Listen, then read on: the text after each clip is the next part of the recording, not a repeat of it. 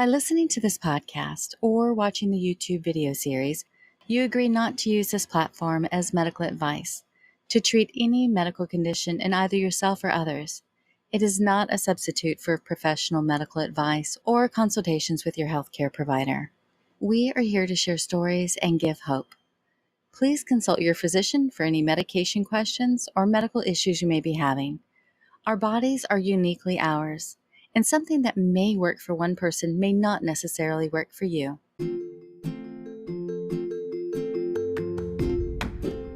Hi, everyone. Welcome to the Meniere's Muse podcast. My name is Heather, and I was diagnosed with Meniere's disease and vestibular migraine in 2017 and found myself craving connection with other warriors, and found the more warriors I met, the more inspired I was, and that my hope for healing came to life. I created this podcast to share stories of vestibular warriors, regardless of their diagnosis or where they are on their journey, to give hope so no one feels alone. If this podcast may benefit you or someone in your life, please forward this to them and make sure you hit the subscribe button. If you know someone with an inspiring story, please find my contact information below. We all have a story. Let yours inspire others.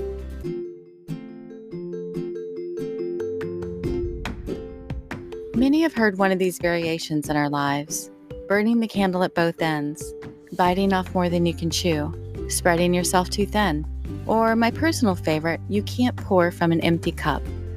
Today's guest was like many of the vestibular warriors I speak with, stressed in our jobs, working insane hours, overextending ourselves, and at times eating poorly and not getting enough sleep. Self-care was a reward that we gave ourselves for good behavior after we completed a task like cleaning our house or some other goal. I remember myself doing this in the past as well. Today, Daniela shares her story working in academia as a college professor when her first bothersome symptom of visual disturbances began. From there, the symptoms only increased in intensity. She was finally diagnosed with PPPD, persistent postural perceptual dizziness, neurovascular dizziness caused by jugular compression and thoracic outlet syndrome, along with third window syndrome from cochlear-facial nerve canal dehiscence. So many things changed in her life, but I'll save all the details for her to share with you in this part one of a two-part series. Please welcome Daniela. I'm so happy we finally connected. And Daniela, what I'd like you to do is if you could take us back a little bit before your symptoms and tell us a little bit about who you were and then how you kind of led into all this craziness. The craziness, you mean the symptoms? Yes. Yes. What are your symptoms? All right. So, I know that like who I was led me to my symptoms. And, I am an academic. And I think one thing that's important to know, that sometimes it's puzzling for people who are not academics, is that when you are an academic, first of all, like your job becomes your life. The lines are very blurred. Like people think, you just teach a few times a week and so easy. But no, it's like we teach a few times a week, but then we're always doing research and grading and doing service work in committees. So that's the first thing, is that your job becomes your life. And then, and that it's a job where most people are not going to have like the super lucrative career. Like you're not going to make loads of money being an academic, with very few exceptions, but we do get a lot of satisfaction out of pursuing your passion. So that's very easy to blur the lines, because you do it because you love it. Right. And then the second thing about being an academic is that you go where the jobs are. So it's very hard for you to say, well, I want to live in a certain place and find a job there. And because of that, I've been married and I've been with my husband for 20 years. We've been married for shorter than that, but we've been together for 20 years. And he is also an academic. And so it has taken us 20 years to find a job in the same place. It just happened. Oh my goodness. It's like we finally found a job in the same place in the fall of 2022. We moved. And so for our entire relationship, including when I had my daughter, for the most part, we were commuting.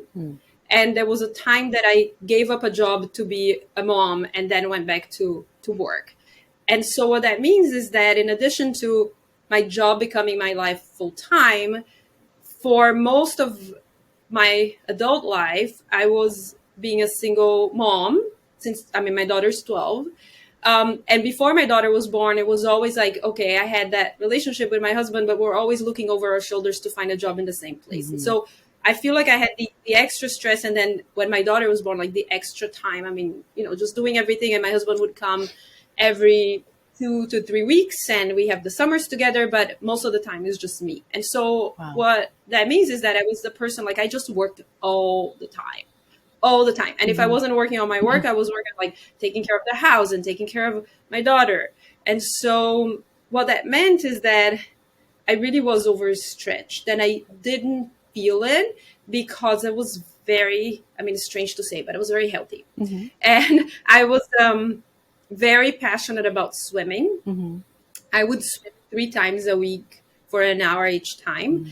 And so that kept me like in really good shape. I never had any body pains, and I was always full of energy. And so I really didn't realize when I was over stretching my limits. I just, you know, I think a lot of people might feel like, do you feel pain or you feel tired? But I didn't feel it. Right. And so that was me before. And when I got dizzy, it was 6 months into the pandemic. And so to me, it's very inseparable, because what the pandemic did is that it made all of those lines between work and personal life even more blurred. And what that did specifically to me is that, first of all, as academics, we just moved online. So we're teaching online and writing online. And like my employer at the time, I mean, I know everyone was just sort of like learning as they went, but no one really talked about things like ergonomics, for example, which turned out to be really important in my case because I didn't have good ergonomics. And it really, you know, that's a lot of what caused my thoracic outlet syndrome. And also the fact that I don't know, I think it's like this in other areas too. It's like the more you give, the more people will ask you, because you're serving like this larger idea. We're helping the students. They're going through a hard time. There was Black Lives Matter. There was all this like pedagogy discussion. And so the more I did, the more there was to do. There was like conferences and meetings and workshops. And so basically my life in the pandemic was nonstop work on my laptop, in my lap, in bed, because we lived in a small apartment. Right. And I didn't have an office.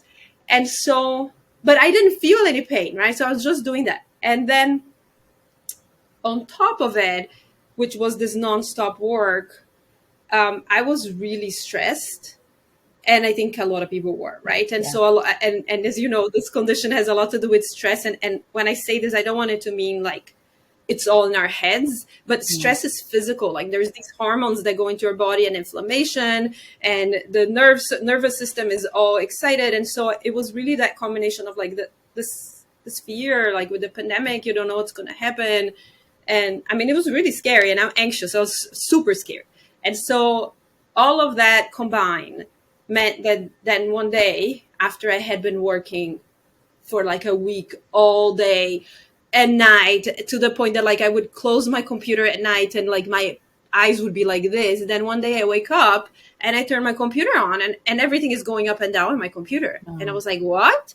So then I was like, okay, maybe I was working too much because I was trying to prepare my classes. So then I remember that day, because it was in the course of 2 days, I realized that I was dizzy forever. So that first day that happened, and I was like, okay, this is weird. So let me take a break. So then I went to like do the dishes, and I went to cook. And then I was like, okay, maybe it's going to be better. And then what I did was that I changed my glasses, because I had a bunch of different reading glasses. And I was like, let me try a different pair.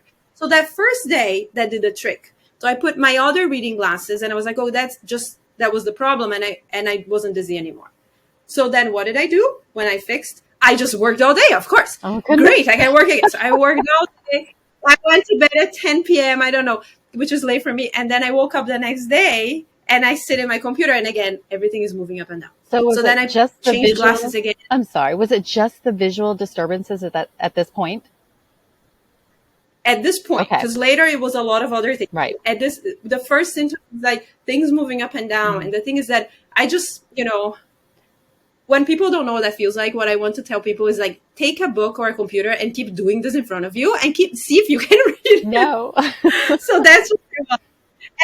And so I remember thinking that day, I was like, okay, maybe it's computer screen, right? So let me try with a book. So I go to my bedroom and I pick up a book in print, and then the book is going up and down. No. So then I told myself, let me meditate, let me calm myself down. So then I sit on the floor, like cross-legged, and I sit and I start to meditate. Like I'd done meditation before a long time ago. So then I try to do breathing, but I think everyone who's anxious and has tried to like either meditate or like is told to like calm down, that like you're not gonna calm down just because you're told to.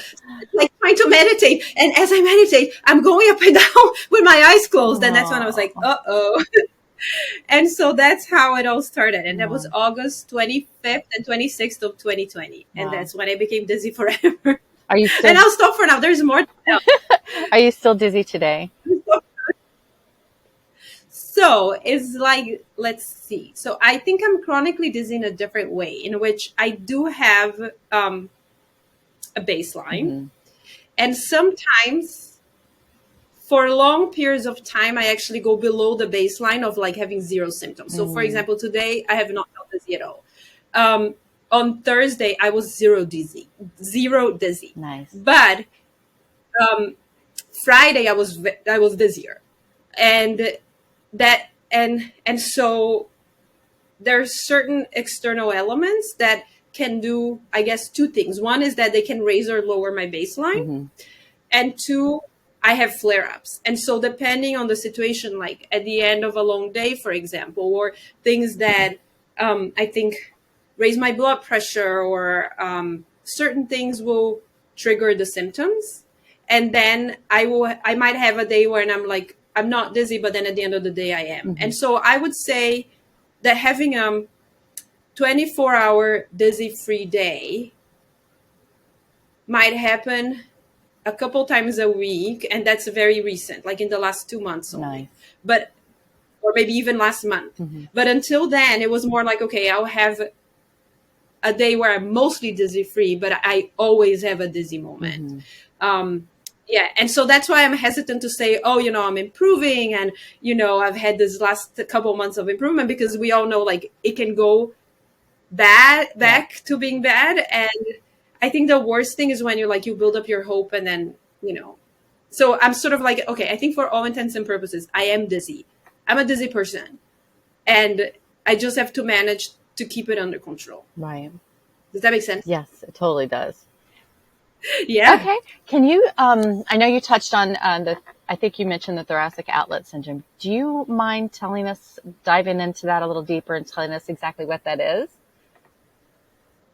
And I was hoping you'd ask that, because I was in my train of thought and I brought it up, and I was like, okay, that's something that I had never heard of before I got it. Nor have I. And I mean, I kind of geeked out. I told you, and I went online, and it's just so interesting, and there's just so much about the body out there we just don't know about. But yes, please share with us what you have learned since you've been diagnosed. Thoracic outlet syndrome. So starting with the thoracic outlet, and I don't know if everybody's going to watch this on video, but for people who are looking at it. So the thoracic outlet is basically when you have the base of your neck on both sides, mm-hmm. and under your clavicle, there's an area where there are all of these veins, arteries, and nerves, and they go under the clavicle and the first rib also. It's all kind of like a labyrinth of bones and muscles. And then they branch out to go to your arms. Mm-hmm. And so it's this really important connection in the body, because you have blood flow and nerve communication between the head and the arms, but then back up also here through the heart and the lungs. Mm-hmm. And so in people who have thoracic outlet syndrome, it means that this area of the thoracic outlet is out of whack in some way. And usually that what happens is that either the nerves, the veins, or the arteries, or sometimes a combination of all that, is being compressed And then depending on the person, this can be a compression caused by muscles that are overgrown, scar tissue that forms around that area if you are like in a bad posture or if you do repetitive movements, then that repetition, like swimmers, for example, or baseball pitchers, or people working with a computer all the time, like I do, that repetition will irritate the nerve where the muscle is pressing, and then the nerve tries to protect itself by forming scar tissue. But then the scar tissue is hard and it will compress further. Or sometimes some people have compression from the bone. And so some people, the first rib is out of like elevated. That happens a lot with bad posture and with people who have a lot of like sometimes anxiety, and you breathe up and then your rib the whole rib cage goes up. And some people have something called a cervical rib, which I don't have. It's rare, which you have like an extra rib up here on top of the first rib. So I don't have that. So there are all these different reasons why you can have compression. And that's why it's so hard, because depending on the person, it's usually, there's a limited amount of structures here, but depending on the person, it's more the muscle or the scar tissue or the bone. And so that compression will cause a lot of problems. And so when you're compressing nerve, you have pain. And you also have other things like, because you're interrupting the nerve signal. And so you have other things like, I had a symptom or before I got dizzy, which I never made a lot out of that symptom, but I was exercising at home and doing like overhead exercises. And then at the end, this finger would start like shaking like this uncontrollably. And that's part of like the nerve is irritated. So it sends wonky signals to the muscles, and then the muscles don't know what to do. And so people have weakness. They drop things with their hands. Did you have paresthesia? Were you numbness and tingling? Yes. Okay. Yes, tingling. And I have that too. Tingling, numbness. Some people have, nerve pain. I don't know if you have had nerve pain. I have. And I know from your professional experience that you know what it is. Yes, I've had it in my foot. It's terrible. Yeah. I've had different kinds in different places, and people have sciatica, for example. It's like if you like burning, and and because it affects the muscle, so sometimes it's like it's all sorts of crazy feelings. Like I've had a feeling that like someone is poking a needle here. I've had a feeling that someone is poking like a knife in my shoulder blade and it's coming through my rib. Oh my goodness! In the beginning, I had like a feeling that like this was like encased in water, or like someone had buttered up my skin. It's very strange because it's nerves, right? And some people, when they have like, it can get serious, because if you have like a vein or an artery that's compressed, you can have a blood vessel, you can have a blood clot, you can have an aneurysm.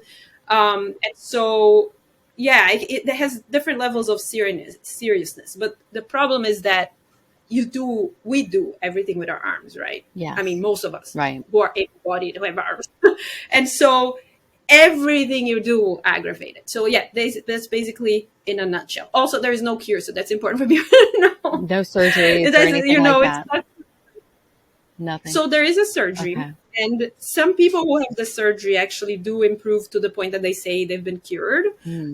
But for most people, so the surgery is pretty invasive. And they take usually your first rib out. They cut it and take it. They take part of your neck muscle. So there are all these little muscles that come from the neck and attach to the ribs. And they take part of your muscles. They scrape out the scar tissue. They take soft tissue out. And so the recovery is like super long. It's super painful. And it's a bit of a gamble when you have the surgery. So some people get 100% improvement. Some people improve 50 or 60%, but some people get a lot worse. Oh, yeah. And some people have serious complications. So it's like, it's not the same as like, like I had another health problem in the middle of it all, which was fibroids. And that is simple, right? My uterus was big. It was full of fibroids. Just take it out. Done. Yeah. I'm good. Right. And thoracic outlet syndrome, or TOS, is just the opposite. So it's hard. Can you do any physical therapy or anything like that? Or just to relieve some of the compression? Or you can? Yes, okay. Definitely. So physical therapy is the first line of treatment for those of us who have neurogenic thoracic outlet syndrome. So neurogenic means that you have nerve compression, that you could have blood vessel compression. Like I have vein compression, but I don't have permanent damage, so I'm not considered a vascular TOS case. And so for those of us in that situation, we do have physical therapy, and it's different for every person. So I have benefited a lot from soft tissue therapy. It was like life-changing, because when I started physical therapy, I was to a point that like I couldn't hold my cell phone. Oh, I had to ask my daughter to type messages on my phone for me to communicate with my physical therapist. Oh my gosh. Because I was in so much pain. I couldn't sit in front of the computer for more than 2 minutes, literally. It was like a lot of pain here, not to mention like swelling and puffiness and tingling in the hands. And I couldn't like open and close doors. It was like I couldn't do anything. And so the soft tissue therapy, there's different techniques, but basically what they're trying to do is like release your muscles that are too tight and with like trigger points, but also break up a little of the scar tissue. You can't break up everything, but you can break up some.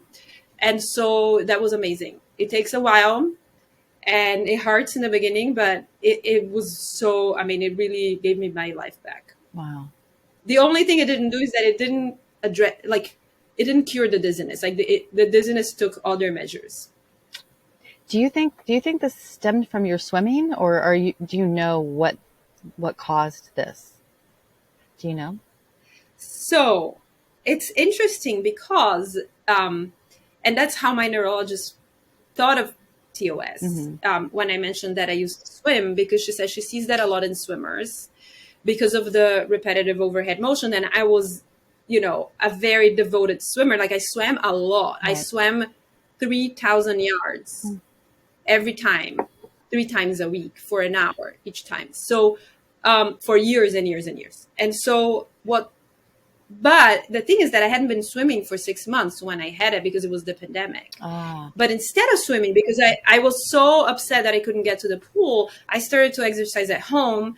And at home, there's no one telling you you're doing it wrong, right? So I was just doing a lot of like push-ups and crunches and sit-ups and all these things with the neck and the arm that now looking back, I know that I was in terrible positions.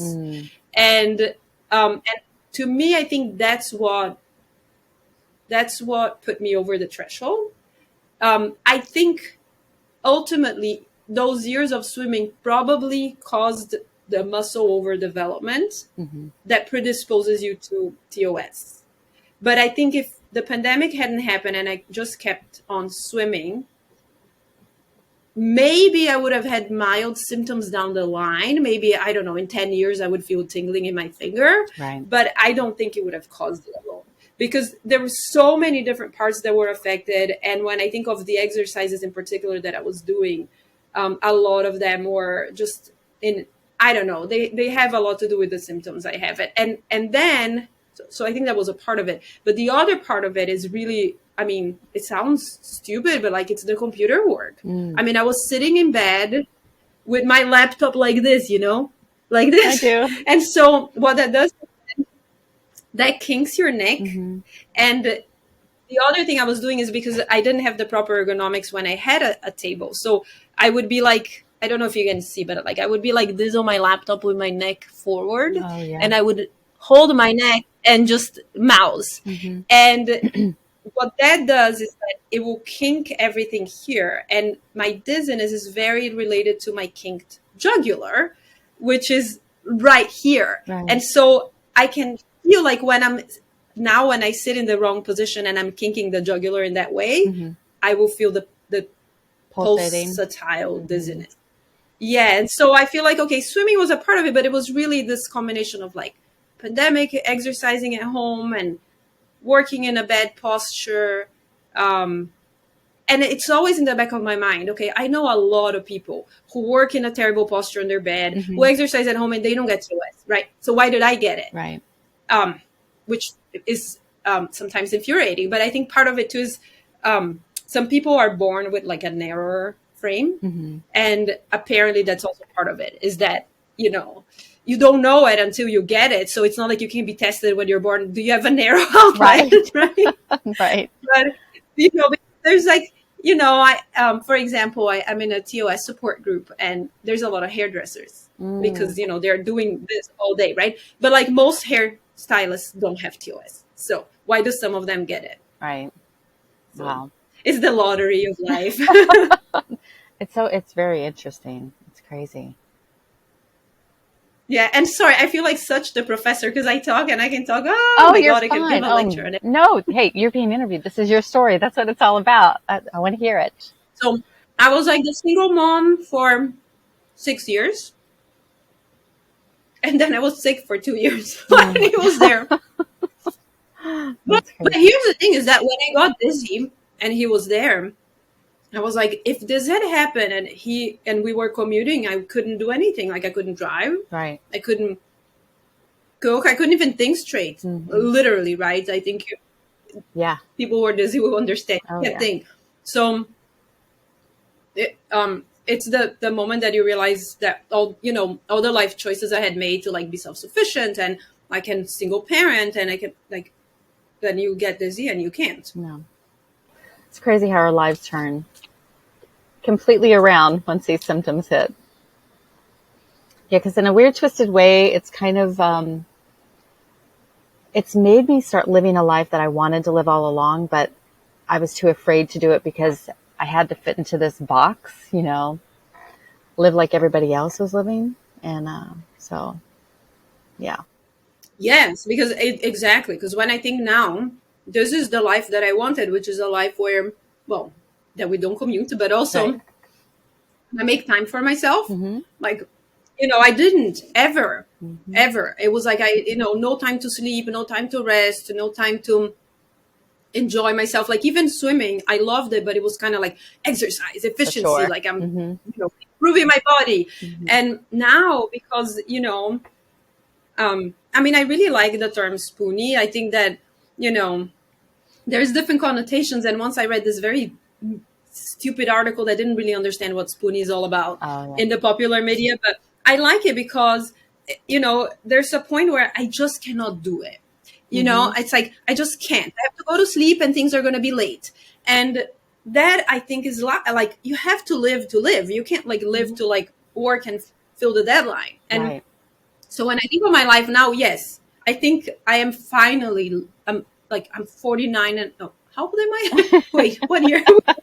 I'm almost 49. I'll be 49 in a couple of weeks. And I'm finally living my best life because I'm not yet. I'm in the process, right? I'm going there. But it's this, okay, I can say no, I can go to sleep. If I don't fulfill the deadline, the world's not going to end. Exactly. And I can do things just like I can just lay down on the Shakti mat. I know we talked about that before. Yes. And listen to podcasts. That's one of my favorite things. I would never have allowed myself to do that because it's like, oh my God, I'll spend like an hour. Yesterday I spent 2 hours just like doing that. Mm-hmm. And it feels like, before I was like, oh, I'm being lazy, I'm being selfish. Yes. And now it's like, I don't have a choice. Right. I think before it was almost, it was like a reward. I had to do certain things to allow myself to rest. I had to make sure the house was clean. Everything was in order before I rested or did anything to play. And I don't know where that comes from. I still am like this. Yeah. I still am. Like I realize, and honestly, this is what got me dizzy because I was like, okay, I have to finish. I have to finish this class preparation. I have to wash all the dishes. I have to, oh my God, hand wash all the vegetables because they told us in the pandemic. Right. to do that. And so, yeah, I'm like, and I still am. So there are days where I do that and I'm like, I'm going and I'm like, okay, I have to send this email and then I have to do the dishes and laundry and do this. And otherwise, I'm not going to allow myself to do anything else. And then what happens usually is either I'll start getting dizzy or I'll start feeling more pain. Then I was like, stop. Right. And then I feel bad because I was like, I should have stopped before. Then I feel bad because I wasn't a good, I don't know, spoony because I didn't realize that I was, going over my limits. But, I have a friend who is, I think she's sort of becoming a Buddhist monk. I'm not sure if that's officially, she might correct me, but she has done Buddhist training for over 15 years now. Wow.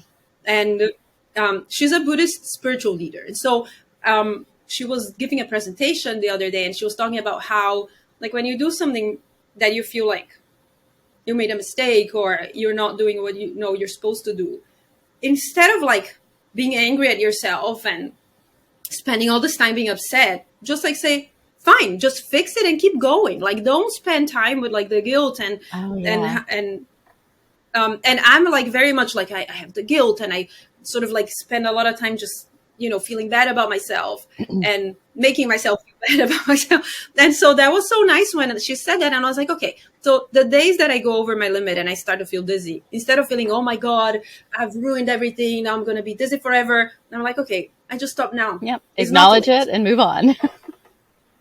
Yeah. And the feeling like it's not too late. Right. I wanted to ask about your third window syndrome, because when I first got diagnosed, I had noise-induced vertigo, and they thought that, the doctor told me it was a classic sign of semicircular canal dehiscence. So they sent me for testing to see if that was it. And I know that third window syndrome has similar symptoms. Is that right? So from what I understand, because I saw a doctor when I lived in Minnesota, and he specializes in third window syndrome and repair surgery. And so from what I understand, if I remember correctly what he told me, third window syndrome can be caused by either the superior canal dehiscence or by, which is where your little hole in the skull is in the superior canal, or by a hole in another part of your skull system. And so the dehiscence could give you the syndrome, Right. but maybe there are people who have the dehiscence and don't have the syndrome. Gotcha. But in my case, the hole is in a different place, which is a bit less common, which is the facial cochlear nerve canal or cochlear-facial nerve canal. And it's a bit harder to repair because the people who have in the superior canal, they get a plug. I mean, it's kind of a scary surgery because they drill the skull and they pull a plug, but the surgeon can see where the hole is. Whereas in my case, the hole is in a place like they can't open it up. If they were to open us up, they would destroy us. Okay, so that's something that can't be repaired. Well, now there's this experimental surgery because the whole third window is the idea that that encasement of the skull has two windows, right? So, and I'll see if I remember it correctly. So one of the windows opens to the outside ear and the other one to, I don't know, wherever the labyrinth goes. And then when you open a third window, that's when you have this disturbance, because then you pick up on vibrations from your bones and you pick up on heartbeat and vein noise. Yes. And so he told me that the theory behind this other surgery, which is experimental, is that you have three windows. If you only have two, the symptom will be fixed. So they cannot get to actually the hole that I have, but they can plug another part, which I can't remember what part it is. Right. So as long as they plug one of the holes, then you're fine. It's not as simple. And I know some people who had the surgery from support groups, and they see a lot of improvement when they have, for example, the vertigo the vertigo that's induced by noise or by vibrations. Then they have a lot of improvement. But I don't have that. Like, I have other symptoms of third window, and I have the whole, like, I had a CT scan of my temporal bones, and it showed like one side I have a hole and the other side I have thinning of the bone. Okay. But my symptoms are not strong enough. And so, for example, there's this person who had really awful symptoms and like debilitating vertigo, and she had this repair and she got a lot of improvement, but then she got secondary endolymphatic hydrops, which is basically Meniere's, right? So she basically got from the surgery, because what the surgery does is that, it plugs and it fixes that vertigo, but then now all those places with the paralymph and the endolymph, they got inflamed and they got, they can't flow anymore. But she said that that's still better than what she had before. Really? And then she takes dehiscence, or however you pronounce that, Yeah, so she takes that and she says she keeps that under control that way. Wow. But in my case, that I don't have such debilitating vertigo, I was like, okay, that's not worth it for me to risk having that. Right. Because right now, I don't have spinning vertigo, I don't have drop attacks, I don't have any of that. So, and the surgery is really something from, even the diagnosis for this particular dehiscence is very recent. Um, 5 years ago, I don't know, that things started to be published, or 10 years ago. I had some testing done when I moved here to Buffalo, because I went to a new neurologist, and I was just going to like manage my medication, but they wanted to run their tests. And then they did this one test that I hadn't done before, which is a test that like they plug, it's the vamp, where they plug stuff in your muscles to see like electrodes to see how the nerves are sending impulses. Does it make and then they noises? click your ear. I've and then that test, I was seeing the report, and then the report said that the nerve conduction suggests that I have superior canal dehiscence, but because I didn't report pulsatile tinnitus, they didn't bring it up to me. So they didn't even tell me. It was just in the notes, and I was like, well, that kind of proves I have third window, but it's not superior canal. And no, I do not have pulsatile tinnitus unless I'm in certain positions. Like if I put my head down, then I have that. Right. But yeah, but it's really interesting because like then, all these things start showing up. And I think it's never just one thing. No. Maybe for some people it's just one thing that made them dizzy, but I know for me it's just a lot of things together. If I didn't have one of these things, like the TOS or the little hole, then maybe I wouldn't be dizzy. I don't know. Yeah. Is the dizziness, or what symptoms are you experiencing? Because I know you have a little dizziness and not necessarily vertigo. So. Right. So my main symptom was what they call it rocking vertigo. Okay.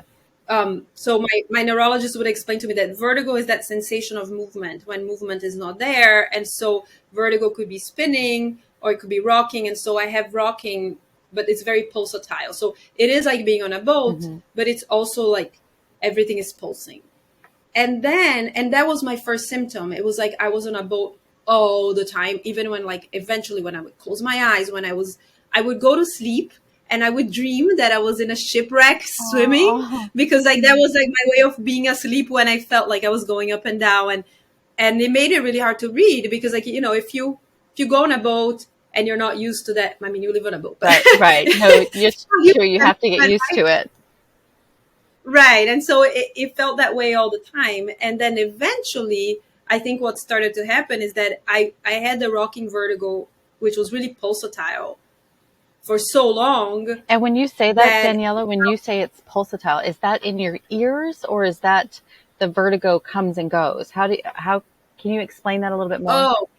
What that means? Right. So I guess I mean two things by it. Okay. One is then the feeling, the vertigo pulses. So it's not just any boat that there's a big wave and then there's a small wave. It's more like it's very to the tune of my heart. Okay. Like a heartbeat of pulsation. But it's also like, because, so here's the thing, and that's what's hard to explain to people who don't have vertigo, right? Is that the vertigo is visual and it is sensorial of my inner body and it is sensorial of the exterior. And so what that feels is that everything is moving to a pulse. So it's like this, but it's also like this.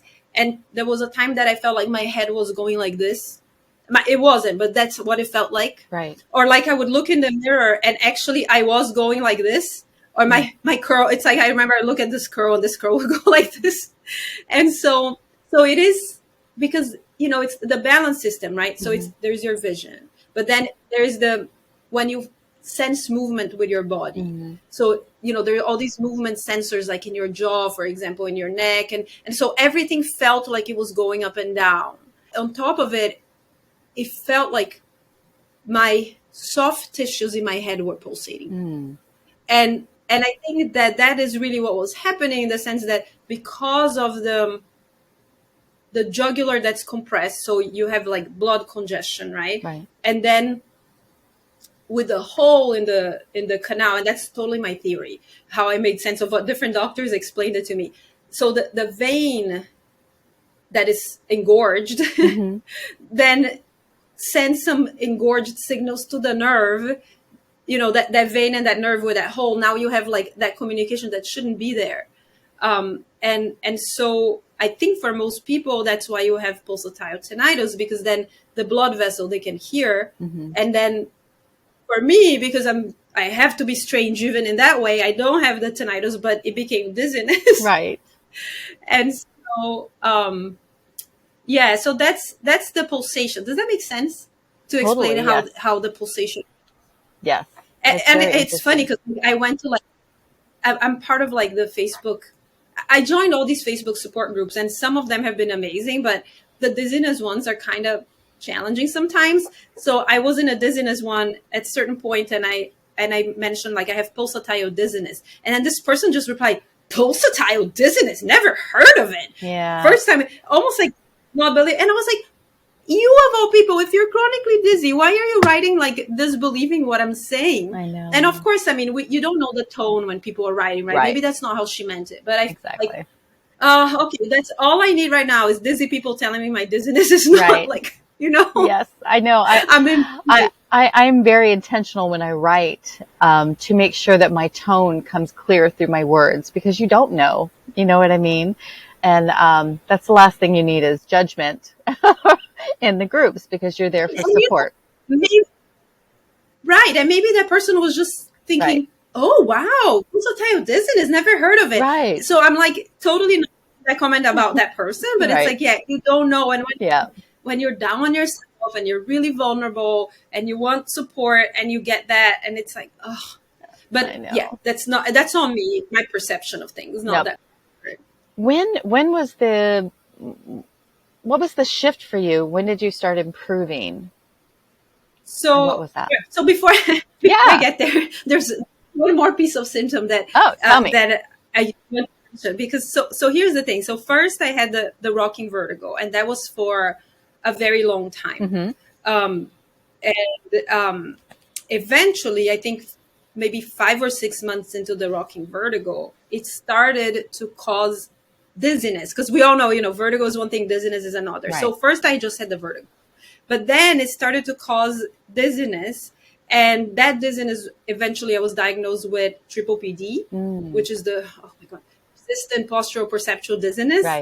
And that made so much sense when the doctor finally, like, it was the same doctor who diagnosed the third window syndrome, and he told me that my case is complicated because I have more than one type of thing going on. So and then when he was telling me, so this and this part of your dizziness is the third window syndrome. And I think related also to the congestion of veins. And then this other part is PPPD. And so the PPPD is not vertigo, right? But it's like, it's the dizziness all the time. So it's like the field of vision is unstable, and you feel kind of nauseated, and it's really hard to read and write. And the brain fog, oh my God, it's like you can't think. It's like there's like, so it's two different things. But I think that's really, I wanted to mention it because I think it was the combination of the PPPD with the rocking vertigo. And it was horrible. And it was like for 19 months, I just was like, I can't live like this anymore. It was like, I just want to jump out the window. The only reason I don't is because I have my daughter and my parents and my husband, and I'm not going to do that to them. And also I live on the first floor. So, but it was like, oh my God, this, I don't want to live like this. And then, so what started to improve my dizziness?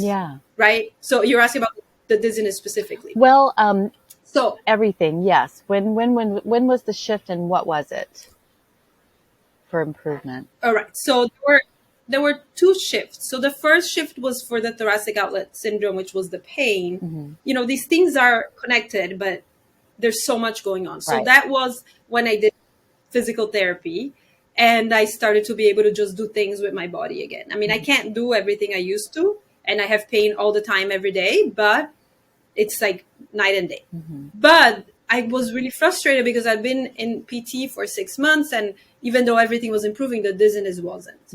And so that's when I went to see this other doctor, because I had a neurologist and I had a vascular doctor and I had my PT. And then I was so frustrated that I went to see an ENT. actually not, he's not an ENT, he's a neurologist, so Okay. he doesn't do the throat and the nose, he really does ear only. Mm-hmm. And he's the one who does the third window syndrome. And so he was the one who said, you have the third window syndrome and you have triple PD, and here are your options. You can do the surgery, but you don't have to. And for triple PD, you can take medicine. And I'm smiling because I know that it comes up in a lot of your interviews where people talk about, oh, I wish there were a magic pill, and there isn't a magic pill. And I was like, I have a magic pill. It's not as simple. And I want to really explain it because it's not as simple. But here's the thing. So he said, people take antidepressants Mm-hmm. for triple PD, and it works for some of them. So I was at a point, I was like, I'll try anything because like I want my life back. And so I started taking an antidepressant. Was it an SSRI? And no, an SNRI. Okay. And I can answer a whole other tangent question about the whole antidepressant side effects and how some don't work. And I had my own saga with antidepressants, right. But because of that saga, so I started with an SNRI. The one that people usually get is Effexor, mm-hmm. But that one, that was flagged for me as potentially causing side effects. Ah. So then I started taking one that is like a more developed Effexor called Prestique, mm-hmm. which is desvenlafaxine succinate, mm-hmm. which is basically a broken down already version of the original. Right. And I started taking the smallest dose, and within 24 hours, I started to have less dizziness. Mm. And that continued to improve. And that was about a year ago. But what I think, and that's why, that's why I want to be really clear, is that I think the SNRI decreased my dizziness a lot, mm-hmm. because it works on the nervous system. And, the doctors explained to me, it's like, it has to do with the neurotransmitter, and your nerves are too excited. So you basically calm the nerves down. Right. But here's what's very key, that, I always post about this, and I tell people you have to understand. Once I started to feel better enough, mm-hmm. I was not dizzy free. I was maybe 20% better, mm-hmm. but I was still mostly dizzy. Then I started to have the courage to do things I hadn't done in a long time. So I started to drive. I started to be more physically active. I started to go to public places like a grocery store, or to stand in line, or to be in the middle of a lot of people with noise. Right. And then when I started to do those things, I think that's what helped my system adapt. That, compensation, adaptation, I know like Absolutely. Sometimes it's one, sometimes the other. So I don't know that one. But, and it was funny because before I used to think that I had been active enough to adapt, mm-hmm. because all the time that I was dizzy, I walked every single day, sometimes for like an hour and a half, in the street, around the lake, winter, summer. And I did exercises at home, like balancing exercises. And so I was thinking, I'm being active. Right. But that was not enough. Mm-hmm. It's like you need other kinds of stimulation. Like you need the bright lights, and you need the moving things, and, and I would say my best rehabilitation therapy is driving. It's amazing. I don't know what it is, but like I would drive and I would feel better after. And the more I drove, the more and then there's some times that like I go without driving for a few weeks, I start to feel dizzier. So I don't know what it is about driving, but for me, movement, vestibular rehab. But I don't recommend for very dizzy people to go out drive dizzy. No, the first time I went back to driving, I was so overstimulated, and I never realized how much we are paying attention to when we're driving. It's the cars and the thing that's far away and up close, and you and your body, and yeah. Wow. So. Wow. Well, that's good. There are magic pills out there for some people. I spoke with someone yesterday who also has triple PD, and she had, and her quote unquote magic pill was an SSRI, and her life has just been turned around. So, and we're also very different. It's, yeah. But that's what makes it so hard, is that, what works for one person is not going to work for the other person. Right. Or you might have too many side effects. Right. That then, And it's not necessarily mean you're going to be on it forever either.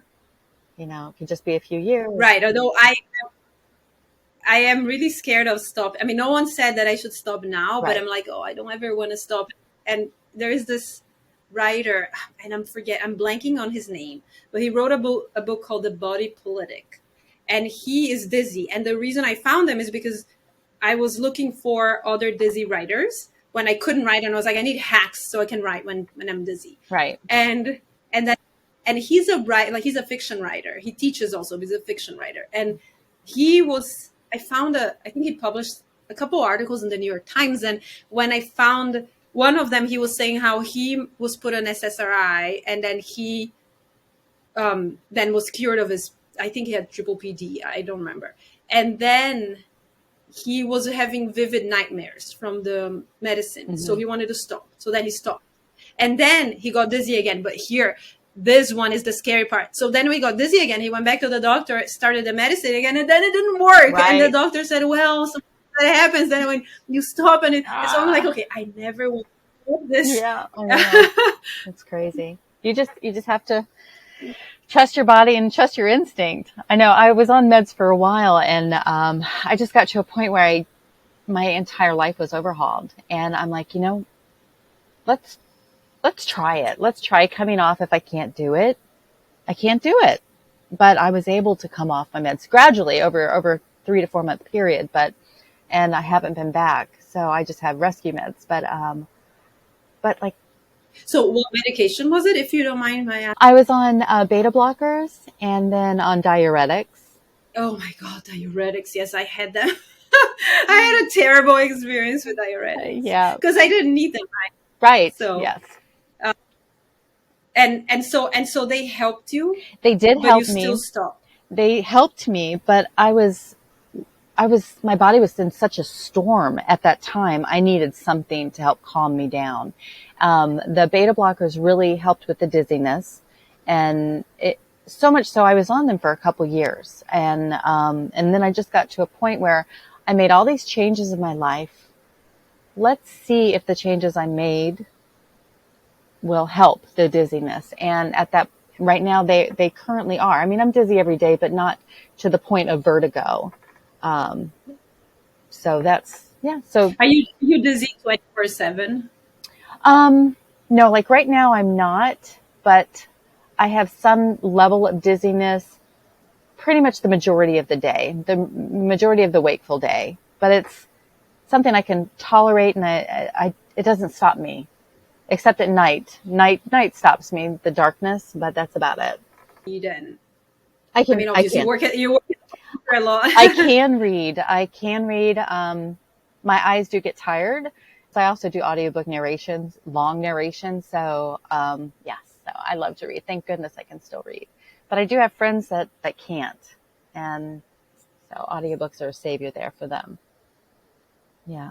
I know. That's how I got into them. I never was like, oh, hi, audio. Why would I like an audiobook? And now, yeah, I love them. Audiobooks and podcasts. Oh my God, that's the best. Yes. What's your favorite podcast out there? I have to see who you're listening to. Well, I listen to Many Years Muse. Of course. I listen to you. And I think, it's funny because I started listening to podcasts when I got dizzy, mm-hmm. but I didn't find any that were really interesting enough. So I would just listen to an episode and stop. And then the first podcast that I was really into, that I followed every week, was the Milk Street podcast, which is about food. And there's several food, and I didn't like any of the other ones. I mean, I'm obsessed with food, but I didn't like the other, but that one is amazing. I love that podcast. So I remember doing my PT exercises and listening to that. And then eventually your podcast. So those are like my top two. And I've listened to other podcasts about dizziness, and I like them all, but I don't know why. There's something about your series that just is comforting and it's inspiring, and I listen and I was like, oh, I totally identify, or oh, that's different, but I don't know, it's the one that like I keep listening to. And then recently I started to get into some like podcast series, like some thematic series. I'm listening to one called The Turning, I think, Hall of Mirrors or Room of Mirrors, which is about it's not about anything. It's about ballet and the world of ballet dancers. Oh, And neat.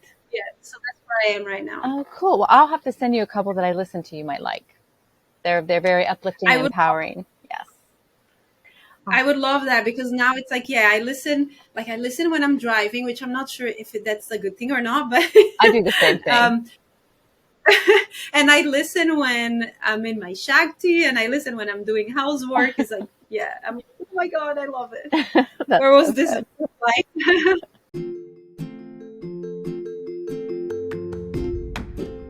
Thank you for sharing so much of yourself, Daniela. I can't wait to dive into part 2 next week. It's been so great sharing space with you. I've learned so much. Also, if you're interested in reading Daniela's book, I've found it fascinating. It's called Counter-Preservation: Architectural Decay in Berlin since 1989. If you would like to reach out to Daniela, please find her on Instagram as the Dizzy Professor. It's DIZZYPROF.